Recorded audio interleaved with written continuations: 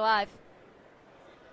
All right, we're live here on Radio Row in Minneapolis, Minnesota with star running back Alvin Kamara for the New Orleans Saints. Also an SEC guy, played for Tennessee, played for Alabama, but we're here talking not only about that, but talking about the Minneapolis Miracle. One man's miracle is another man's nightmare. I think that's like the first thing that we have to get to, just to get it out of the way, is at that point when Stephon Diggs caught that pass, before that, did you think it was all over? Yeah, I thought it was over. I was taking off my gloves, ready to check the weather in Philly, But, that's the thing about our game. You got to play till the zeros hit. So, they were able to pull out the win. Obviously, we were hurt, feel like we could still be playing, but it's football. Have you ever been on the other side of that in your life? Earlier in the season with that overtime comeback to the Redskins. So, it is what it is. We're here on behalf of Vizio TVP, recognizing players whose value exceeds their contract. Obviously, you did that.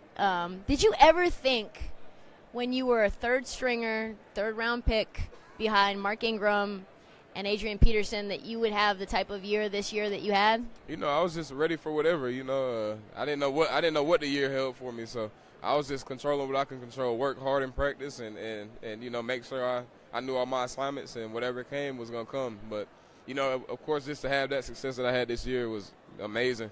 I get a chance to actually look back on it now, that the season is over and really just digest it.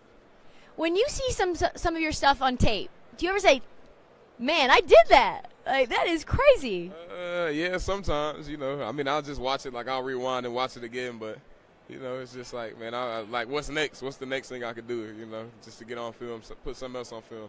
Because I always see things that I've done well as an athlete, and you want to be able to put that in a bottle and replicate that and do it again, but it's hard to not get excited for yourself when you've done something that rookies don't usually do. Yeah. It's one of those things where, like, I don't think I came in and was like, I'm a rookie. At first, when I first touched out New Orleans, it was like, all right, this is my first year. But after a certain point, you're just like, man, we're all equal pretty much. Like, we're all on the same field. We're all out here playing, so, it's even playing ground, No doubt. What did AP look like when he was there during preseason, training camp, and even the beginning when he was still there? Like, physically? Yeah. He looked good. AP's still kicking. He's still explosive. He's still, he's still fast. He still has the knowledge of the game. So, I don't think he's dropped off in that sense at all. But it was hard for him. He didn't look like he gelled with your offense, really. It didn't seem like he was able to really get going, even when you did give him the touches. And obviously it looked strange to have three running backs have to split carries like that. Why do you think he wasn't able to really get it going there? He never really had a chance to get going because he never really got the touches, just looking back on history, Adrian is the type of back where, you got to give him the ball to get him going. And, he's been the starter his whole career. So, being with me and Mark, getting a carry and then coming out and then coming in and getting maybe another carry and then not getting a carry for another 7-8 plays, that's just not his style of play. And, it just didn't work out for him. It didn't, I think it worked out better for him going to Arizona. I'm just happy he was still able to, carve out a season after starting out with us and, not really having the success he wanted. So, Adrian's a good dude, and I still talk to him today. So, just happy he's still playing. Yeah, no doubt.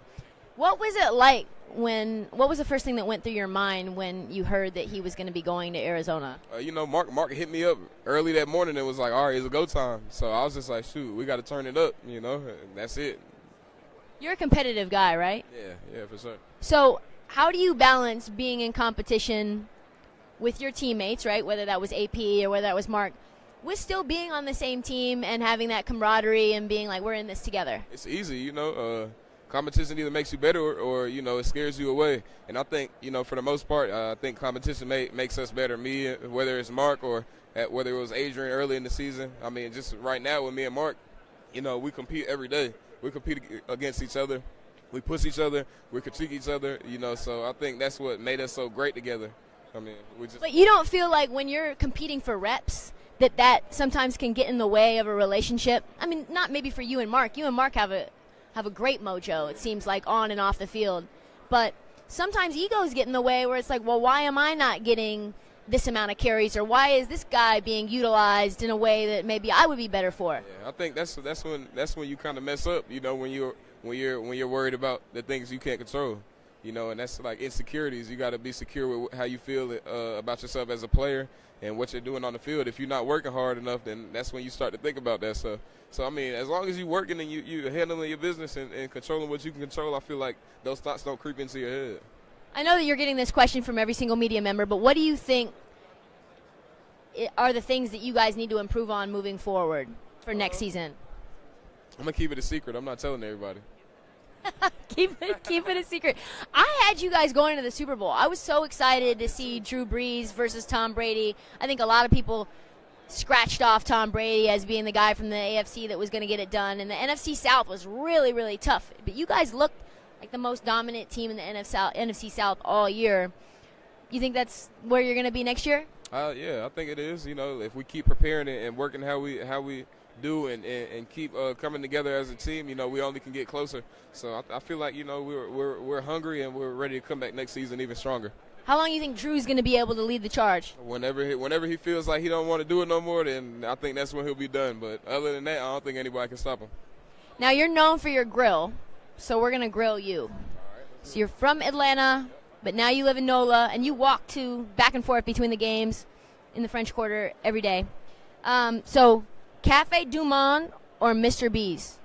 Man, I'm gonna go Mr. B's because you can only eat beignets at Cafe Du Monde. And coffee. And the coffee's not that good. It's really you're there for the beignets. All right, favorite wing spot in Atlanta? You got to go American Deli. Yeah. People say Wingstop. Isn't Rick Ross into Wingstop? I don't like Wingstop. That's overrated. Or it's a wing spot called Rootsidas on the south side in Atlanta. So that's a good Rootsidas. Yeah, it's a good spot too. Jacquees or Childish Gambino? Jacquees. All day. All right. Mercedes-Benz Stadium or Mercedes-Benz Superdome? Man, come on now. I'm gonna go Superdome on this one. I feel like Mercedes-Benz Stadium is a little too big. I don't know. It's not.